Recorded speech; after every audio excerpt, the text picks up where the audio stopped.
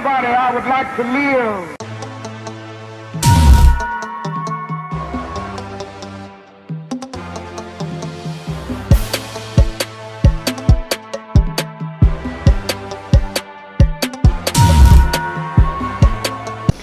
De représentation politique travaillent pour leur image que pendant leur campagne.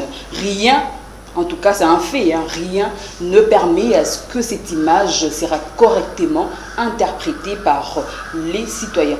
De lors, des questions de citoyens véhiculent des représentations qui ne permettent à ne pas correspondre à cette image, à ce qu'eux veulent montrer au monde. Fidèles téléspectateurs, bonsoir à vous et bienvenue dans cette grande émission Le Repère qui reçoit pour vous un défenseur des hommes.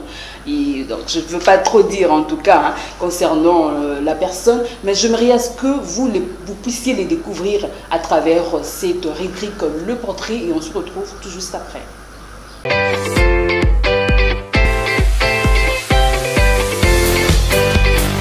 Juvénal Monobo-Mombi, membre de l'Assemblée nationale de la RDC, avocat et député national de la République démocratique du Congo, professeur de l'université à la faculté de droit à Goma, élu de Walikale Nord Kivu pour la législature de 2011-2016. Selon le magazine Jeune Afrique, juin 2014, il est l'un des plus de 10 jeunes politiciens influents et émergents dans le continent africain.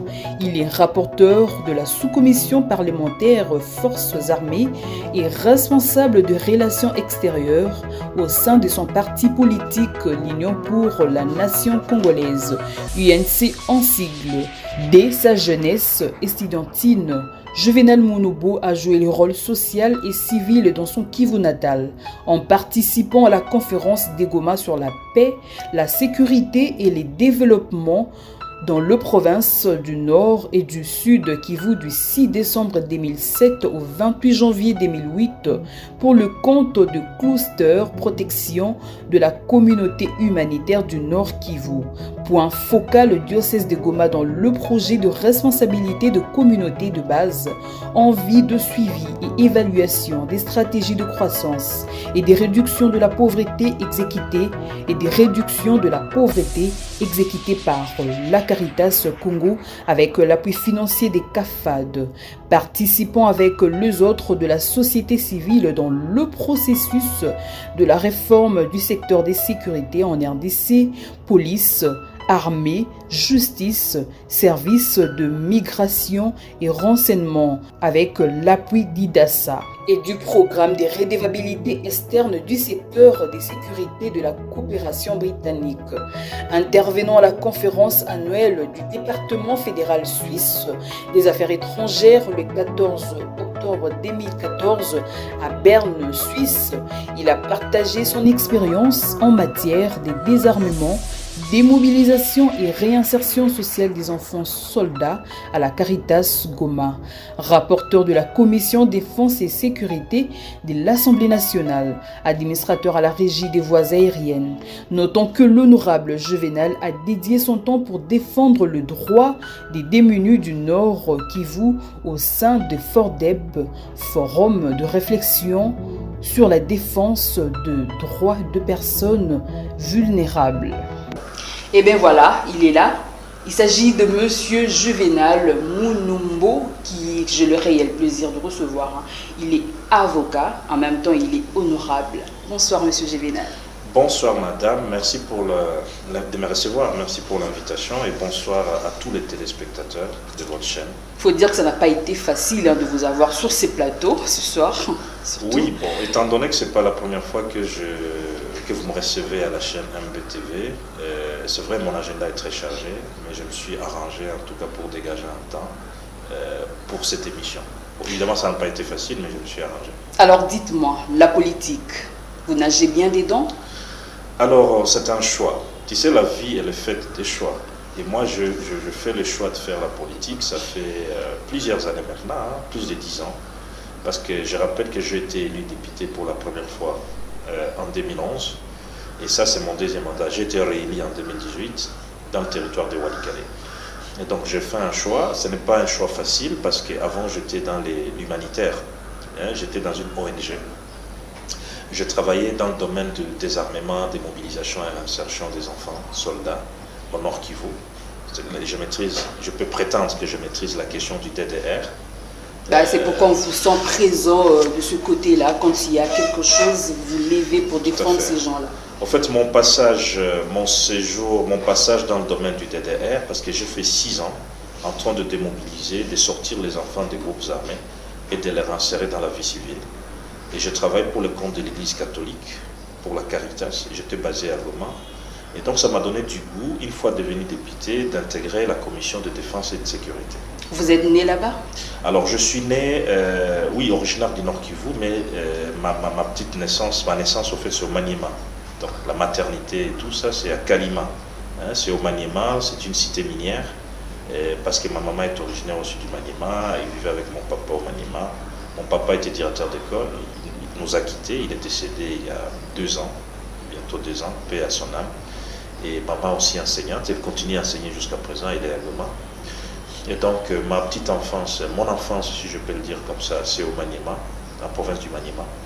Et puis à l'âge de 16 ans, je suis arrivé à Goma pour poursuivre mes études secondaires. Je fais la section littéraire au collège Mwanga, une école de frères maristes. Et puis après, je me suis inscrit mes parents m'ont inscrit à l'université de Goma, qui est l'université de l'État, université officielle. Et j'ai choisi la faculté de droit. Et là, j'ai connu un bon parcours. Pourquoi? Parce que sur les 5 ans d'université, j'ai fait 4 distinctions sur 5. C'est remarquable. J'ai beaucoup regretté en G3 parce que là, j'avais frôlé la distinction. J'ai eu 69%, 0,5 je crois. Et bon, je me suis dit, mais pourquoi on ne m'a pas délibéré et tout ça. Aussi, je n'avais pas demandé des faveurs, mais j'avais regretté un peu. Mais je fais quand même 4 distinctions, ce qui a permis à ce que je sois retenu assistant à la faculté de droit de l'université de Goma. Mais je dois avouer ici que je n'ai pas beaucoup évolué dans la carrière de l'enseignement. Quoi qu'il y ait l'enseignement, pour moi, c'est une passion. Pourquoi? Parce que moi, j'enseigne même avant de terminer l'école d'université. J'ai été précepteur des enfants, je partais dans des maisons.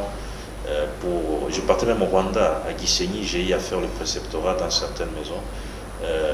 Et ils appréciaient dans moi le fait que leurs enfants ils voudraient bien connaître le français et tout. Alors voilà, donc j'ai ce désir de faire l'enseignement, je le fais aussi. Donc enseignement de premier niveau à l'université, assistant. Jusqu'à aujourd'hui. Oui, parce que c'est là où je dis que je n'ai pas beaucoup évolué sur le plan scientifique. Quoique, bon, je suis resté dans la science, quoi. Je lis beaucoup. J'ai une très très grande bibliothèque à la maison avec beaucoup de livres politiques. Et j'essaie un peu de donner les résumés de mes livres à travers certaines publications sur Twitter, sur Facebook, je le fais régulièrement. Je m'intéresse beaucoup à l'histoire politique du Congo et je lis beaucoup sur les années 60, les années Mobutu, les années de la transition. Et j'ai beaucoup de livres sur cette période-là et même sur la période coloniale. Alors, mais voilà, que je ne suis pas encore devenu professeur, ça c'est vrai. Alors, je me suis inscrit en DS à l'université de Kinshasa. J'ai fini les cours et il me reste à finaliser le travail. Je travaille sur le respect de la convention de l'Union africaine sur la question des élections. Et la question des élections m'intéresse. Et donc, le moment venu, je vous ferai connaître les résultats de mon travail. Alors, voilà. Alors, sur le plan politique, et revenons dans la politique, j'ai été rapporteur d'abord de la sous-commission Forces armées lors de mon premier mandat. Et lors de mon deuxième mandat, lorsqu'on a formé le FCC-CACH, je travaille comme rapporteur de la grande commission et j'ai travaillé avec Jeannette Kabila. Jeannette Kabila était la présidente de la commission et moi j'étais rapporteur de la commission. Alors, lorsque l'Union sacrée est arrivée, je n'ai pas pu maintenir on ne m'a pas remis, parce que moi je pensais que j'allais devenir président de la commission, mais on a mis quelqu'un d'autre. Je n'ai pas voulu en faire un problème. Donc je reste membre de la commission de défense et de sécurité. Mais c'était quand même un choc aussi. Est-ce que vous y attendez? Une surprise quand même. Une surprise quand même parce que j'étais en pole position, comme on dit. J'étais en bonne position pour devenir président de la commission. Mais tu sais, des choix politiques, et puis on ne discute pas par la suite, quoi. Donc c'est l'autorité morale, comme on dit, qui désigne. C'est le président du groupe parlementaire qui propose et tout. Et puis il ne faut pas en faire un problème parce que ce qui est à toi et à toi, tu finis par l'avoir, quoi. C'est comme le gouvernement, ça fait 4 fois que j'attends entrer au gouvernement, mais ça n'arrive pas. J'ai été au dialogue de la Cité de l'Union africaine avec Edem Kodjo, on était là. Et nous avions signé l'accord qui était là, mais l'accord qui n'a pas plu à tout le monde. On était avec Vital Kamere. Mais c'est un parcours remarquable, on ne va oui. pas s'atteler quand même sur ça. On n'est pas en train de parler politique. On a suivi le processus de la Saint-Sylvestre. Ça fait quand même 4 gouvernements où je me mets en embuscade moi-même, où les gens et même certains amis à l'intérieur, tout comme à l'extérieur du pays, des diplomates, ils se disent peut-être que cette fois-ci, il peut entrer dans le gouvernement. Mais je ne vais pas en faire un problème parce que je sais que ça viendra. Ça viendra. Et puis tout le monde, on n'est pas tous appelés à devenir ministre, quoi. On peut rester député, c'est déjà... L'essentiel, c'est d'être au service de la nation. Mais à force de travailler sur soi-même, on peut le devenir. On peut le devenir, mais ce n'est pas par mathématiques, ce n'est pas par arithmétique. Vous voyez un peu, il y a un problème de destin aussi. Et un coup de pouce. Voilà, il y a beaucoup de facteurs, quoi. Ceux qui deviennent ministres ne le deviennent pas seulement puisqu'ils sont intelligents. Vous voyez un peu, c'est ce que je veux faire savoir. Oui, monsieur Juvenal, on ne va pas s'attarder quand même sur ce point-là. Beaucoup de jeunes aujourd'hui envient, vous convoitent. Devenir politicien pour eux, c'est s'enrichir en fait. Alors, j'aimerais à ce que vous puissiez dire à tous ces jeunes-là, est-ce que quand on entre dans la politique, et là, directement on s'enrichit? Alors, bon, je ne pourrais pas parler de l'enrichissement, ça c'est vrai. Bon, ce qui est vrai, qu'on entre dans la politique, ce qui est vrai que son revenu ne doit pas être, n'est pas le même revenu, évidemment. Ce que gagnent les politiciens au Congo, c'est différent de ce que gagnent les fonctionnaires, ça c'est vrai. Alors que l'écart ne devrait pas rester grand. L'effort que nous devons faire, nous devons nous sensibiliser pour réduire cet écart-là. Tout le monde n'est pas appelé à devenir politicien, mais que les fonctionnaires vivent décemment, qui a une famille, il doit nouer les débuts du mois, il doit payer les loyers, qu'un fonctionnaire arrive aussi à se construire une maison. Vous voyez, qu'un enseignant arrive aussi à se construire une maison. Je suis très sensible aussi à la question des enseignants parce qu'ils m'ont fait étudier dans des conditions difficiles. Directeur d'école primaire, enseignante d'école primaire, c'est pas facile. Et on sait que les enseignants n'ont pas été bien traités au Congo. Il n'y a pas qu'aujourd'hui, depuis longtemps. Mais vous en faites pas votre combat. J'en fais mon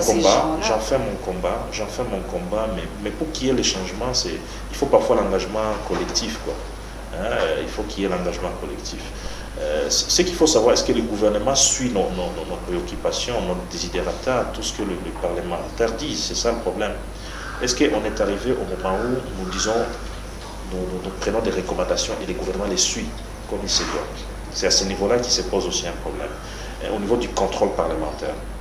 C'est vrai qu'il y a un exemple tout récemment, un ministre qui est tombé, le ministre de l'économie, mais alors si ce qui a été appliqué au ministre de l'économie était appliqué à d'autres ministres qui ne géraient pas bien leur secteur, eh bien, il y aurait déjà beaucoup de ministres qui tomberaient. Vous comprenez un peu? Donc sur le plan contrôle parlementaire, on doit se montrer vraiment efficace et pas sélectif. Ouais, un peu. Ça se voit, la politique c'est votre passion, la façon dont vous entrez dedans, vous ne savez plus ressortir. Mais alors dites-nous, est-ce que la politique c'est une histoire de solitude ou de mensonges? D'abord, ce n'est pas une histoire d'enrichissement, je vais d'abord revenir sur ce que je disais, parce que aussi beaucoup ont été désillusionnés, ne vous en faites pas. Il y a ceux qui sont entrés en politique avec l'idée de s'enrichir, certes que leur possibilité a avancé, s'est améliorée, mais ils ne sont pas devenus riches pour autant. Et dans le désir de chercher à devenir riche, que d'autres touchent à la corruption et à autre chose d'antivaleur. Alors, est-ce qu'on s'isole quand on entre en politique? En fait, le risque de créer une distance avec ses amis, avec ses collègues de classe, ses collègues peut-être dans un boulot où tu travaillais. Si par exemple tu devenais femme députée, en fait, il y a quand même ce risque-là que tu sois un peu distante de tes collègues, de tes consoeurs et tout ça. Ce risque est là, mais il faut y travailler. Tu sais comment moi j'ai travaillé pour éviter ce risque de m'éloigner des gens? Comment? D'abord, je n'ai pas changé mon numéro de téléphone. Le numéro de téléphone que j'utilise, je l'utilise depuis que je suis étudiant. Vous êtes facilement joignable? Je suis facilement joignable. Et je n'ai qu'un seul numéro de téléphone, en fait. Vous voyez? Donc, mon numéro de téléphone, je l'utilise depuis que je suis en première année de licence à l'université de Goma. C'était en 2004. Je l'utilise jusqu'à présent, ce numéro de téléphone.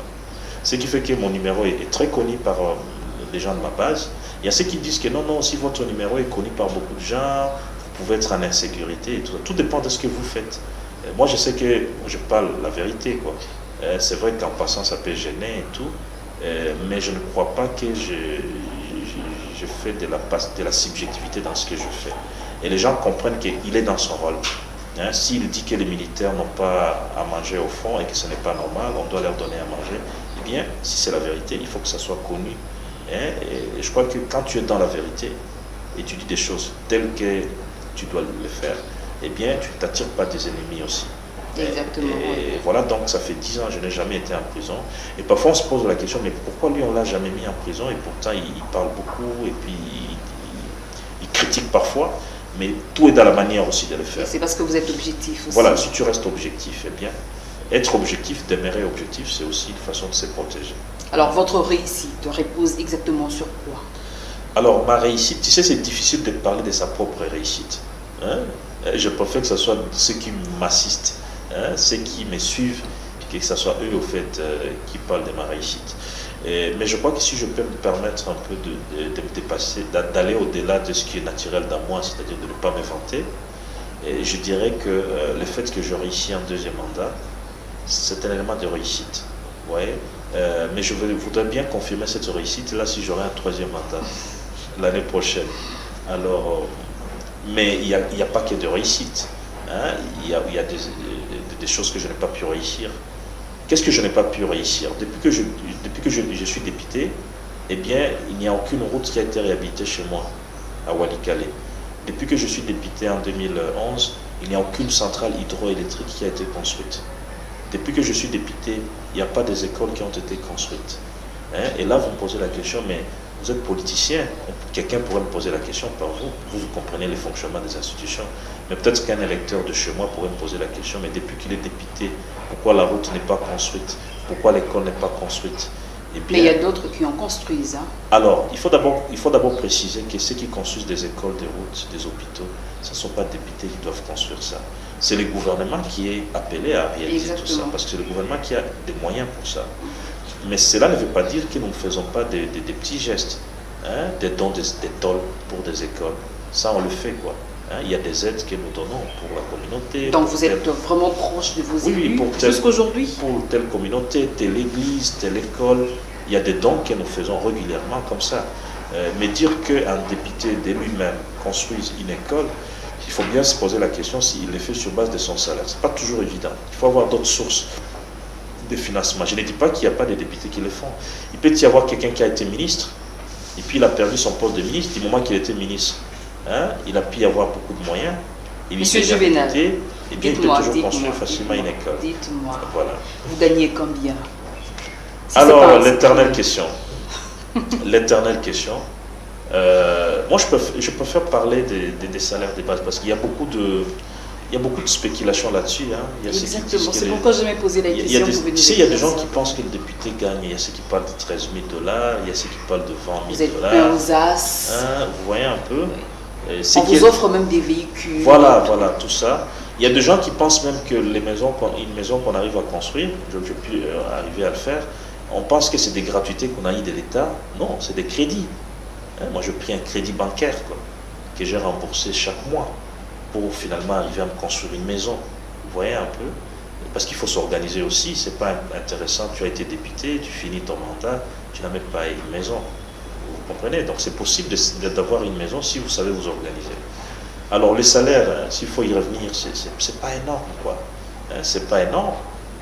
En tout cas, c'est moins de 10 000 $. Et puis, on est dans une société où les gouvernements, comme le gouvernement ne réalise pas des actions sociales dans nos bases, nous avons énormément de demandes, quoi.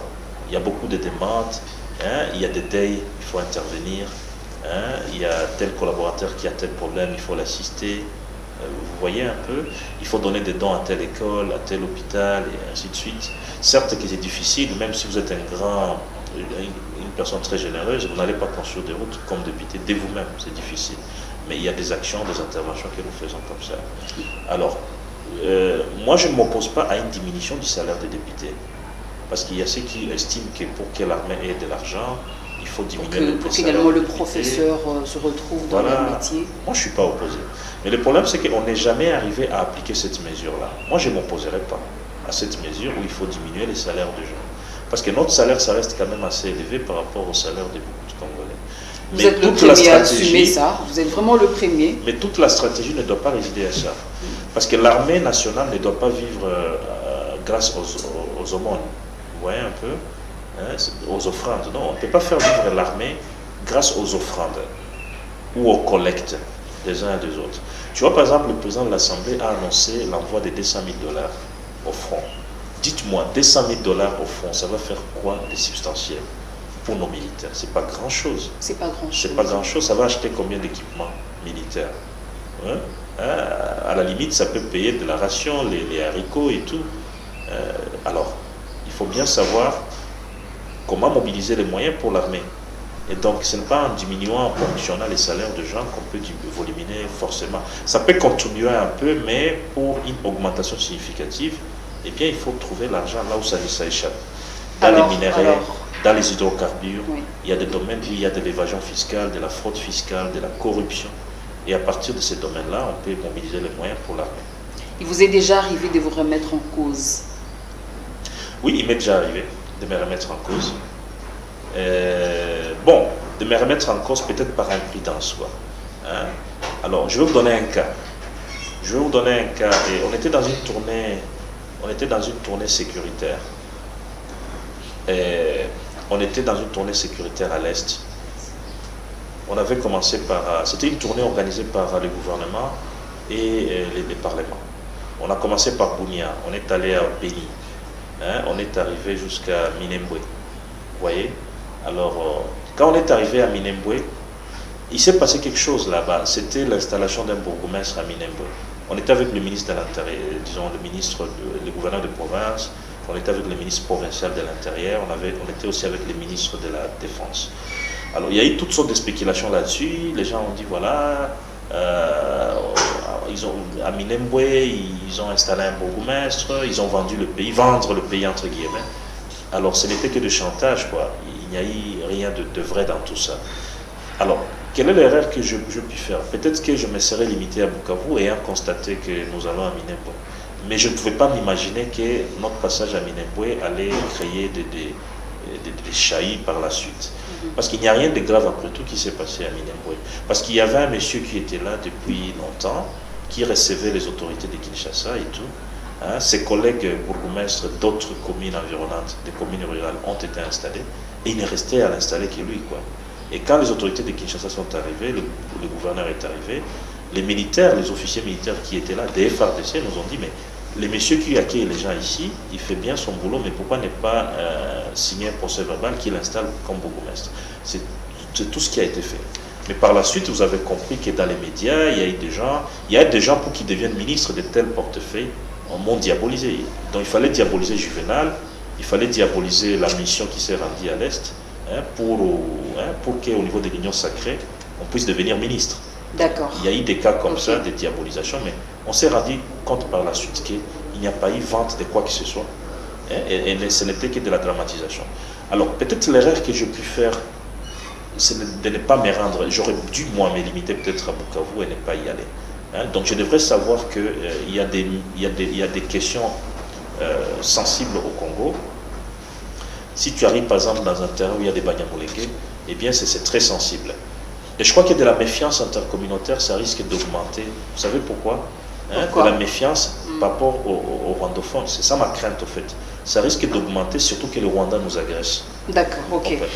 Nous n'allons pas entrer en détail. Dites-moi, c'est une question que je pose toujours à mes invités. Avez-vous un repère? Alors, est-ce qu'il y a beaucoup de repères? C'est ça le problème aussi. J'ai parfois de la peine moi-même à identifier des repères. Oui, allez-y. Est-ce qu'il y a des repères? Est-ce qu'il y a suffisamment de repères au sein de la société congolaise? Je crois qu'il n'y en a pas beaucoup, quoi. Il n'y a pas beaucoup de repères au sein de la société congolaise.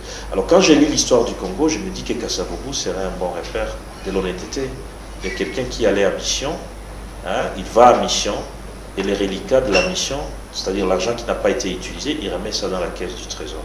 Le président Tshisekedi avait commencé comme ça, souvenez-vous, mais par la suite, on n'a plus su s'il continuait à remettre l'argent à la caisse du trésor. Vous comprenez? Et donc, honnêtement, Kasavubu, moi, je le prends comme un modèle de bonne gestion. Il n'a pas fait très longtemps au pouvoir comme président de la République, mais il était honnête. Alors, il ne s'est pas enrichi. Alors, moi, j'ai toujours pris Vital Kamerhe comme un modèle aussi. C'est le président de mon parti politique.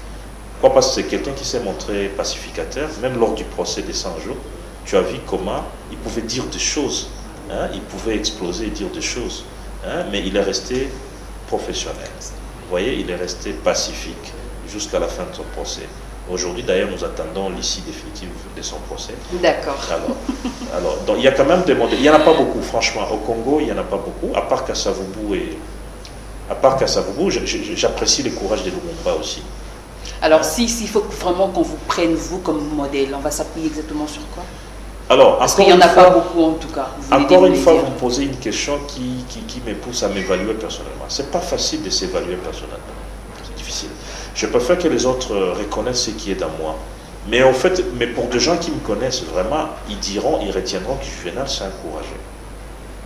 Ils retiendront que Juvenal, c'est un courageux. Et ils retiendront que Juvenal, c'est un patriote. Ils retiendront que Juvenal, c'est quelqu'un qui est prêt à prendre des risques pour de bonnes causes.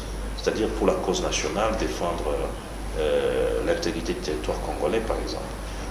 Mais là, je l'ai dit juste en termes de... C'est quelques éléments indicatifs. Mais l'appréciation sur moi, c'est mieux que ce soit les autres qui la fassent pour moi. Vous comprenez? Parce que de moi-même, comme ça, m'évaluer, je risque de ne pas faire une évaluation très objective. Alors, donc la jeunesse ne peut pas vous prendre, vous politiciens, pas comme de repères dans ces pays? Alors, c'est vrai qu'il n'y a pas beaucoup de repères, mais il y en a quand même. Moi, je vais vous parler de 2 repères importants. Oui, alors, si je vous ai parlé de Kasavubu, si je vous ai parlé de Kamerhe, c'est que c'est possible que les jeunes, ceux qui sont plus jeunes que nous, par exemple, ceux qui font leur premier mandat aujourd'hui. Moi, par exemple, il y a des jeunes politiciens, des jeunes députés. Tu sais, il y a beaucoup de jeunes collègues qui me consultent, qui me disent, honorable Juvenal, est-ce que pour écrire une question orale avec débat, comment est-ce qu'on fait, hein? Ou alors voyez un peu il y a même des collègues qui me disent, voyez un peu mon intervention, est-ce que si j'ai dit ceci, est-ce que c'est dans les bons et tout ça. Il y a des collègues qui sont humbles, hein? Ils savent bien qu'il fait son premier mandat et il peut se ressourcer auprès des aînés. Et ils me considèrent moi comme un aîné. Il y a même des collègues plus âgés que moi, mais moi je suis plus ancien que eux, ils me consultent. Vous voyez un peu, donc c'est possible que quelqu'un trouve dans moi un modèle, comme moi je puis trouver au moins 2 modèles dans la société congolaise, mais j'en conviens, Madame Marlène, qu'il n'y a pas beaucoup de modèles dans notre société. Nous sommes dans une société où il y a eu inversion de valeurs. Vous comprenez? On est dans une société, quelqu'un détourne l'argent de l'État, c'est celui-là qu'on applaudit. On est un peu dans une société comme ça. Le vice est tellement... l'inversion de valeurs. On est dans une société, un musicien, il suffit qu'il chante des bêtises, il devient très aimé, prisé par la population. Et pourtant, il y a des musiciens. Regardez des musiciens qui chantent la morale, des musiciens qui chantent le patriotisme. Vous remarquerez que c'est des musiciens qui ne sont pas portés vraiment par la population. On aime bien des musiciens qui sont un peu dans... au fait, qui sont un peu peut-être dans la bêtise aussi. Alors, comment sortir de tout ça? Il faut remoraliser la société. Il faut vraiment de l'éducation citoyenne. Il faut tout un programme d'éducation civique et patriotique. C'est un travail de longue haleine. Il y avait une éducation qu'on appelait, un programme qu'on appelait programme d'éducation à la nouvelle citoyenneté. Je ne sais pas, ça avait été lancé par Kabila. Je ne sais pas où est-ce qu'on en est avec ça. Normalement, il faut de l'éducation civique. À l'époque de Mobutu, il y avait de l'éducation politique, où il fallait enseigner aux gens c'est quoi l'impair, les structures d'impair, l'idéologie d'impair. Mais aujourd'hui, il faut de l'éducation civique, du civisme, c'est très important. Le civisme, c'est quoi? Vous n'allez pas, par exemple, vous mangez la banane et puis vous jetez les épluchures en cours de route. Non, mais les programmes sont quand même repris dans des universités. Oui, ça c'est très important. De l'éthique, c'est très important. Vous êtes au volant de votre véhicule, eh bien, il faut savoir que non, si j'entre dans cette bande ici, je vais créer de l'embouteillage. Vous comprenez? Vous êtes locataire, il faut que vous puissiez vous dire que non, le bailleur ne peut pas tout faire. Alors, vous êtes bailleur, vous devez savoir que ce n'est pas puisque le locataire a amélioré un point de sa maison que vous allez faire augmenter les loyers. Vous voyez un peu? Donc, ce sont des valeurs civiques qu'on On doit apprendre. Des valeurs que nous avons perdues. Oui, oui, que nous avons perdu. Vous travaillez pour l'État, vous devez savoir que ça appartient à l'État, que je me contente de mon salaire. Vous voyez un peu? Alors tout ça, ça doit être dans le cadre d'un programme national qui est exécuté par les écoles, exécuté par les centres d'encadrement des jeunes dans les églises. Tu vois, les églises qu'on a là, des églises qui sont nombreuses, où il y a beaucoup de jeunes, des églises de réveil, doivent contribuer aussi à l'application d'un tel programme. Il faut qu'il y ait un programme national d'éducation civique et patriotique, un programme que le gouvernement implémente, met en œuvre en collaboration avec les églises, en collaboration avec les ONG, en collaboration avec les écoles. Ça, c'est très important pour arriver à remoraliser notre société. Parce que l'éducation, ça reste un élément de base pour le développement. S'il n'y a pas la bonne éducation, il n'y aura pas la paix. Pourquoi? Parce que les groupes mafieux vont enrôler chaque fois les enfants. Pourquoi on enrôle facilement des jeunes? Quand vous allez au M23, vous allez dans les groupes armés là-bas, à l'Est, vous trouverez beaucoup de jeunes qui sont dans les groupes armés. Pourquoi? Parce qu'ils ont trouvé des jeunes un peu comme des proies faciles à manipuler. Exactement. Mais s'il y a un bon programme d'éducation civique patriotique. Voilà, alors pour terminer, dites-moi, est-ce que l'école est-elle l'apanage de la réussite dans la vie? Ça reste quand même un élément important, mais ça ne suffit pas l'école. Parce qu'on a trouvé des gens intellectuels, mais Corona, en réalité... Parce que vous avez cité votre parcours, oui, c'est tellement remarquable. Et jusqu'aujourd'hui, vous continuez même à étudier. Je crois qu'il faut étudier. C'est très important parce que si tu n'as pas étudié, ça va être difficile. Avec le monde, l'évolution du monde, il faut étudier, il faut un niveau d'étude. Mais je ne vais pas faire du dogmatisme à ce niveau-là. Parce que ce n'est pas plus que tu as étudié que... Si c'était le cas, eh bien le Congo se serait déjà relevé parce qu'on a plein d'intellectuels. Vous voyez un peu, c'est pour dire que l'école, oui, mais l'éducation, l'école c'est bien, mais l'éducation c'est mieux. D'accord. C'est comme ça que je peux conclure. Merci beaucoup, monsieur l'honorable Juvénal. Pour terminer, j'aimerais à ce que vous vous adressez, vous regardez l'objectif et vous adressez à la jeunesse qui nous suivent en ce moment, qui ont perdu de l'espoir. Alors, mon message à la jeunesse, c'est d'abord le message de courage, parce que moi-même, je pense que je suis courageux. Il faut être courageux et il faut avoir la force de ses convictions. C'est très important. Vous savez, beaucoup de jeunes n'arrivent pas à réaliser leur destin. Pourquoi? Parce que c'est des jeunes qui pensent que leur vie dépend de X aînés, Y aînés. C'est vrai, il faut rester aux côtés des aînés. C'est vrai, il faut suivre les bons exemples des aînés, mais il ne faut pas faire du copier-coller. Parce qu'en faisant du copier-coller des aînés, parce que les aînés n'ont pas que des qualités, il y a des aînés qui ont des erreurs aussi. Il faut voir auprès des aînés quelles sont les qualités qu'il faut imiter. Et vous devez rester dans votre propre personnalité. Avoir sa propre personnalité, c'est pour dire qu'il y a des choses que moi je peux faire. Je ne suis pas obligé de suivre tel aîné. Ça, c'est très important. Il faut écouter le conseil des aînés, c'est vrai, mais il ne faut pas aveuglément suivre les aînés. Parce que les aînés peuvent aussi commettre des erreurs. Et là, vous allez dérouter. Il faut avoir le courage, la force de ses convictions, la patience aussi. C'est aussi une autre vertu. Si vous n'êtes pas patient, ça va être difficile de réaliser vos rêves. Alors, fidèles téléspectateurs, vous avez suivi, c'est l'honorable Juvénal Mbo. C'est ça. Alors, pour terminer, moi je vous dirais, aimons notre vie. Aimons des gens qui nous entourent aussi, c'est important. Mais au fait, il y a toujours une chose que j'ai toujours l'habitude de les dire, il faut que nous marquons notre temps. Vous êtes jeune, avec ce que vous êtes en train de faire, que ce soit petit ou grand, marquez votre histoire à travers ce que vous êtes en train de réaliser comme travail. Je vous dis un grand merci de nous avoir suivis. Merci l'honorable d'avoir répondu à notre invitation. Merci également à vous, fidèles téléspectateurs, d'avoir été de notre. Je vous retrouve très prochainement, mais d'ici là, restez avec nous. Ce sera avec le même plaisir que nous y reviendrons pour vous présenter un nouveau numéro. Merci et un grand bonsoir chez vous. Au revoir. Like anybody, I would like to live